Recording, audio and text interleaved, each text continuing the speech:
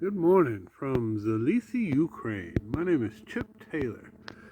We have a small organic farm here where we grow a lot of different vegetables, but our main cash crop are ingredients for Mexican food. And we grow a lot of peppers, some tomatoes, different herbs, zucchini, that kind of stuff, and some corn. Um, Usually stuff that is specific to Mexico, the southwest of the U.S., some South America, that kind of stuff. Habaneros, we've got some hatch peppers that are coming in nicely. Jalapenos, habaneros, and then serranos, diarbo, a few that I can't think of right this minute. But also, we've got this corn that we're doing now. This corn is for tortillas and tamales and that kind of stuff. We grow yellow corn, we grow some sweet corn, and but what we're doing in here is I've got some Hopi blue corn that I wanted to make sure did not cross pollinate with some of the other varieties that we've got growing. And so what I did is I implanted the Hopi in these peppers, spaced them out tremendously. There's one plant every 5 feet. I've got 9 rows, and so we got a pretty good bit of blue corn coming in here. And then in the other greenhouse where I've got the tomatoes, we put the Oaxacan green corn. Space them out again pretty significantly so that they're not overcrowded either with each other or with the tomatoes. And that'll allow these guys to grow and germinate without worrying about cross-pollinating with some of these other varieties that we've got. Now I've got another 1/4 acre of the Oaxacan green corn growing in a plot about a couple of kilometers from here. And that's not as isolated as I would like it. There's some corn within maybe 500 meters of the of our plot, and I'm thinking that's probably close enough. But what I will use are far enough away not to cross pollinate. But what I'm going to use for seed is specifically the stuff that I grow in these greenhouses, this isolated stuff. And there's some other reasons why I do it, but we can make sure everything's irrigated here. We can make sure that the pests are controlled here. I can let it sit until it's dried. I don't have to harvest it and then dry it out inside the house. This stuff I can just leave standing and on the stalk. That's the way the Hopis do it. They let the corn stay on the stalk until the corn actually, the ears of corn actually drop down and everything's turned brown. And that's what I would like to do.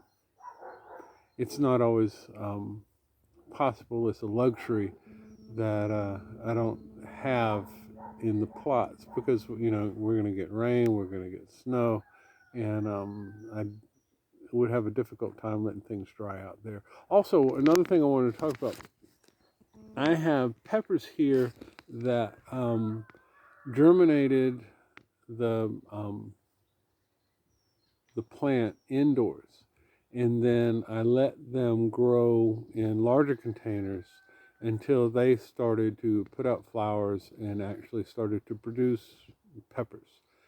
And they were able to be isolated enough there to where I don't have to worry about the cross pollination with those particular peppers, those particular pods. And then when I bring them in here, everybody's in here together and they can mix and match.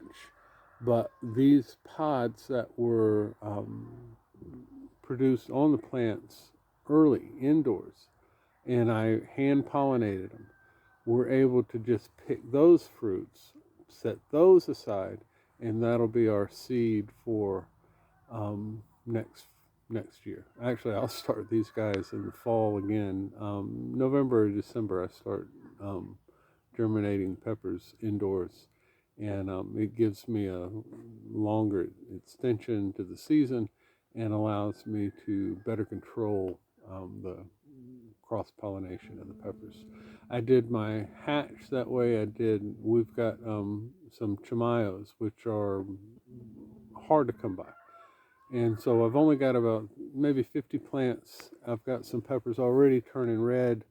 And we're going to pick those off in a few more weeks. I'm going to let them get a little bit more mature. And then I'll pick those fruits off as they get red. And then we'll dry those. That'll be our seed for the next year. The hatch the same way. I've got some really big hatch peppers in here, approaching 10 and 12 inches, but they're not turning red yet. And so I want to let the first fruits go ahead and mature, turn red before I pick them, because those are the ones that I'm sure of how they were germinated just with other hatch peppers. I don't have to worry about cross-pollination. Habaneros, still, they're putting out fruit, but they haven't started to mature yet.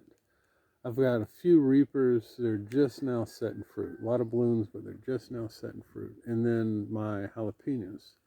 I've already picked a couple of the jalapenos green, but I saved a few red and picked them. They'll go to seed in this fall, this November, December.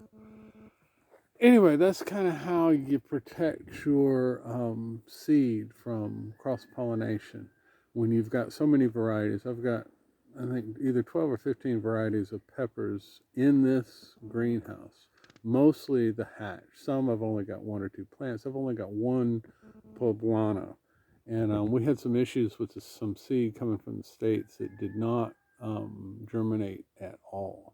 I had one plant, and that one plant, I'm saving it for seed. So the others are doing pretty good. The Diarbos, I've got a ton of those. They're a small hot pepper, but I used up all the seed that I had this year. So we've got a few hundred plants. I'll start saving seed from that as soon as they start maturing. And then the serranos. The serrano, I got a different variety in from a local friend, an American that lives nearby.